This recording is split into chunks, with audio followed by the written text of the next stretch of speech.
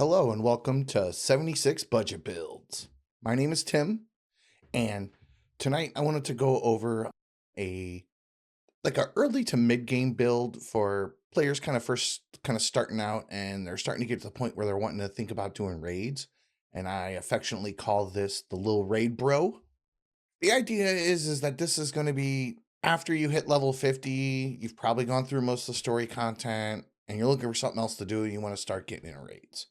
But you realize that you probably don't have the right gear. But I wanted to show you that the barrier to entry is a lot easier than you think. This is amalgamation of several different beginner builds I've seen kind of lumped into other builds. And I will link those in the description. Part of this came from Wiggles Plays. Part of it came from Smashy Snows, Angry Turtle, as well as Mr. Westtech. This is the build that I actually started out with when I started doing raids. I went back through with a new character. I got this together about level 95 and then ran a few raids, and after getting the technique down, it probably hit about level 105, 106. So I'm going to go ahead and go over it. So this is only going to require you to have 3 special perk points. You unlock the first one at level 50, and you start with free 50 perk coins to be able to upgrade one of your legendary perks. So I just went ahead and threw that into strength. You unlock your second legendary slot at level 75, and then your third slot you unlock at level 100. So I figured I would leave this last slot open for you to kind of have a little bit of customization and add what you want. As well as I'm only using the bare minimum legendary perks that I know for sure that you will have access to. Because everybody's first character gets the 50 coins to do the tutorial on leveling up, and then you automatically lock your second slot at 75. So we're going to have a total of 59 special points because of the 3 extra special from the legendary perks. If you have more, there are some good ones to add to it. I can show you my full build at the end if you'd like. That will have a total of 20 special points added to it. But this is where I start. So under strength, I'm running Barbarian, mostly because, you're already going to start out with 9 strength, 11 strength, and then power armor gives you another plus 10.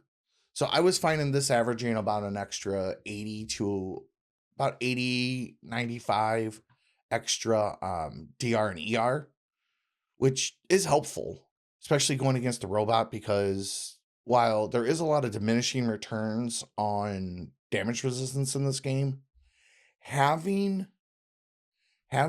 access to a good DR and ER will help you be able to tank those hits. So that's really just to kind of help with tankiness. Then we've got Easy Target, which gives you plus 75 damage to crippled targets. Bullet Storm. Every 30 ammo you spend, you get 9 more damage up to a max stack of 10. Then we're going to get Lock and Loaded. This helps us keep our Bullet Storm so that way we can it'll go up to 8. Actually, it's once we get it built up to 4, then we'll reload. It'll go back down to 4, and then it'll get built back up to 8, because you need 120 rounds to get the full 8 stack. So this build does top out at 8 stacks of Bullet Storm, but that is significant more damage. Last one is Scatter Shot. So 20% of limb damage is applied to all limbs. This is going to help get Easy Target active, as well as take the shield down faster. Unfortunately, this build will have kind of low luck to start, because we just don't have enough special points to redistribute. So there are a couple of considerations you can do. Then under Perception, we're going to do Center Masochist. The robot is essentially a gigantic torso, so this will give us more damage. Tank Killer, we want Armor Penetration. That's so that way our damage doesn't fall off so fast. Number Cruncher, extra damage based on the AP cost. The AP cost of the plasma gun is 14, if I remember off the top of my head. So that'll give us an extra 20%, 25% extra damage. Smart shot, you get additional weak spot damage, which does stack with gunslinger, which is really nice while aiming down scope. It's actually pretty significant. It winds up boosting your damage output very significantly. Then under endurance, we've got stuff mostly for tankiness, so more DRER based on endurance, fireproof. It's to help with explosions and fire damage, which the bot does have missiles that do a lot of damage, so it's good to have as much as we can. Ironclad 1 point, so that way our armor is 30% more effective. Starch genes, we like mutations. We want to keep them, as Mr. Wiggles always says. Life giver, we want more health because the larger our health pool, the easier it is for us to tank the shots while we let our reflect damage, while we let ricochet do its job. Natural resistances gives us some cryo, fire, and poison damage. This is good for, again, for the lasers, because there are things that will set us on fire. So having additional fire resistance is nice. Strange in numbers just helps with our mutations, makes them a little better. It's only 1 point. Tenderizer.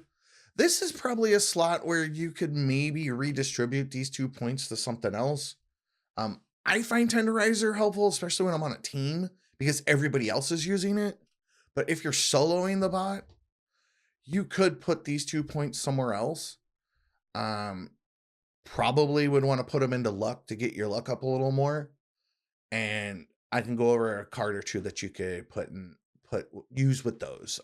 But for now, since I've been kind of playing this more with other players, I do solo the bot in my demo, but when I'm normally playing, I at least have one other person and we both run Tenderizer, so it does give you a good boost. First aid, we want our stim packs to work better. And between our mutations, we'll actually have pretty decent intelligence, so our stim packs will get a significant boost. It's like 25 to 30%. Science, we're using energy weapons. We want them to do more damage. This gives us extra damage.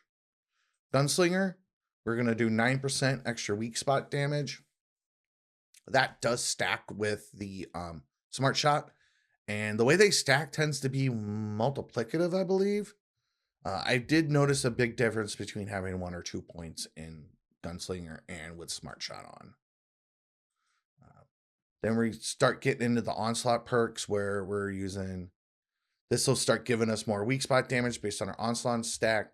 This does hit 20 stacks very fast, so we tend to get a lot of damage off of it. Guerrilla Expert is mainly here for the extra onslaught, but the reload speed is nice, especially once the shield's down. Modern Renegade.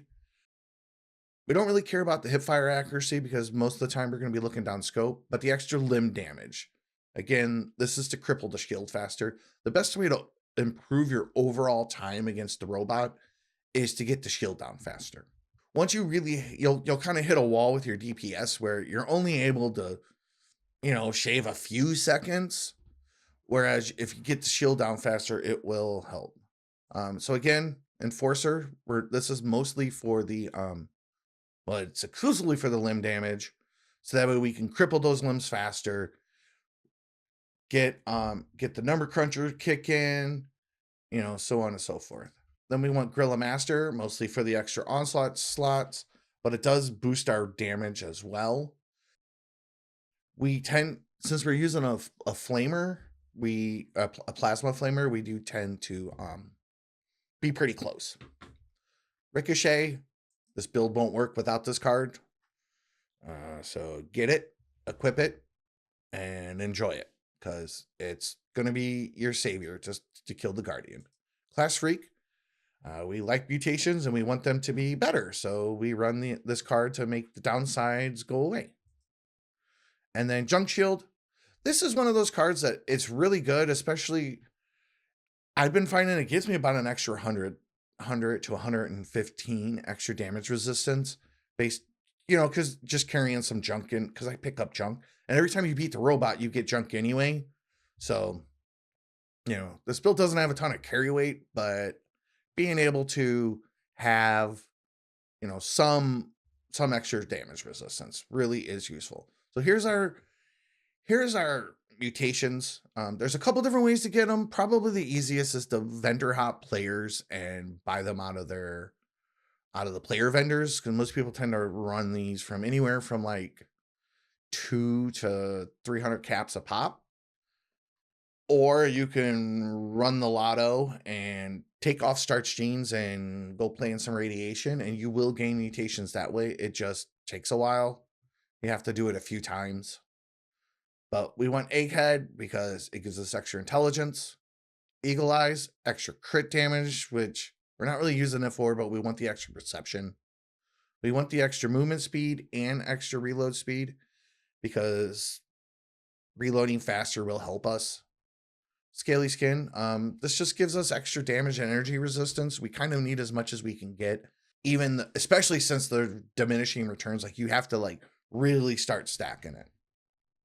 Bird Bones, this one's mostly because everybody just likes to fall slowly. So and it gives us a little extra agility, but it's mostly there because we want a small, this one is not essential. Adrenal Reaction, you get +5 damage per kill while on a kill streak. So a lot of times you will spawn out of the Gleaming Depths Cave. There will be some mole miners there. You can kill them and start a kill streak, which will give you some extra damage. Herd Mentality, this one is very recommended, because you get +2 special while on a team. But if you're on a team with another mutated person and you have Stranger Numbers equipped, it will give you 3 across the board. So you'll gain +3 endurance, +3 intelligence, and +3 luck. So it tends to be a really big boost to your stats. We do want a little extra carry weight, and most people like extra jump height, but this one and this one are definitely not needed. They're just good to have. And this one isn't needed, but I generally tend to run all of these just as like my standard mutations package personally. And down below, this is approximately what our specials will look like once we calculate in our armor, our mutations, and perks. So this is a pretty significant boost to strength, and this will make Barbarian pretty good. With our intelligence as high as it is, pretty decent boost to our XP. We'll get a decent boost to our energy damage resistance and our stim packs. So here's what we're using for our weapon. So when we're soloing, we wanted to get, now this is not an Enclave plasma. This is the craftable plasma. You can get this gun from the White Springs Mall, from the BOS vendor. They will sell the plan, and then you'll want to craft a few, or basically just go to events till you get one that's Furious. If you know a plan, you'll have a higher percentage chance of getting legendary drops for those items. So it's very important to minimize, especially if you're starting out like a fresh build, to do this. What plans you know. But at worst, you can just craft a few and then start rolling them. It's only 15. It's 5 modules to roll a 1-star. So, which isn't, it's not cheap, but it's also not like inexorbitantly cost prohibitive. I think I had to craft like 8 guns before I got this.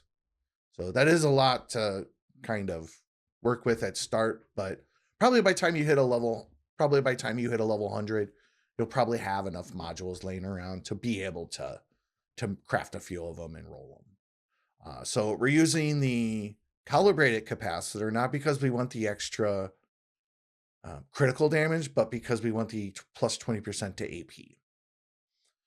And then we're just using a standard grip or a stabilized, or, whatever, pretty much whatever whatever grip you can craft. I prefer the stock because it does help with aiming a little bit, but again, it's not super important. And then again, and then we want the flamer barrel. And just craft whatever flamer barrel you can. The best one is stabilized because again, that will help with your ability to aim and not sway a lot. And then we just want any scope. My personal recommendation for scopes is the medium night vision, because a lot of times if you're going to be using a scope, you'll be using it in a darker area, and having the night vision helps. Like if you wind up taking this to a different boss fight, like going to fight Earl in Monogamine or something. But the important part is to roll a 1-star Furious, have the calibrated capacitor, have a flamer barrel, and have a scope. All right. Then the second weapon that we're also kind of just using as our daily driver, along with this plasma, because we need something a little bit longer range, is an ultra sight laser rifle. So again, we want Furious on it. We want a stabilized barrel, and we want the automatic stabilized barrel, or any type of stabilized barrel, honestly. And then we want a stock, not a handle. The snappy capacitor is the best, again, because of the AP costs and the weapon speed. But using like the hair trigger is fine. But again, I'm just going, this one I went with like whatever was the optimal one to go with. But you could get away with the hair trigger and then just any stock and any automatic barrel if you needed to at least to start. But the big thing is we want Furious on here, so that way we can, again, tick up our bullet storm. So what then we want a scope, again, so that way we can aim down sights, get the bonus damage, and then we want the beam splitter. The beam splitter is very important because it turns your 1 beam into 5, and the way bullet storm works versus onslaught goes off of, your hits, whereas the bullet storm goes off of how many projectiles are fired. So this will fire 5 shots. It has a magazine of 23, and so you'll build up bullet storm with this card pretty quickly. This one's really good if you're on a team and you're bot farming, because it does pretty good damage and you get a little more range out of it. Then for power armor, we're using a set of XO1. And by the way, you can pick up the plan for the ultra sight laser gun from the BOS vendor at the White Springs Mall. Then for power armor, we're using the XO1. The XO1, the reason why I'm going with this one is because it has essentially the same energy resistance as the T51B, which, as far as grind power armor is concerned, has the highest energy resistance. And then you can pick up all the mods for it and the plans all at the same place, and it only costs caps. So the XO1, or prototype power armor, is one of 2 power armors that you get all of the plans for all the parts, and buy all the pieces, like buy all the mod plans for caps. So it makes it real easy to put together, because once you learn the plan, again, you'll start getting a higher drop rate of XO1 parts. Or you can craft a few and roll troubleshooters on them. But at bare minimum, you want to have a full set of 1-star troubleshooters power armor. I highly recommend the XO1 because it's got the best energy resistance next to the T51B. Like, you can use the T51B, but again, you have to go around to random places, and I really wanted to kind of keep I have a plan, I can execute it, and minimize the randomness to things.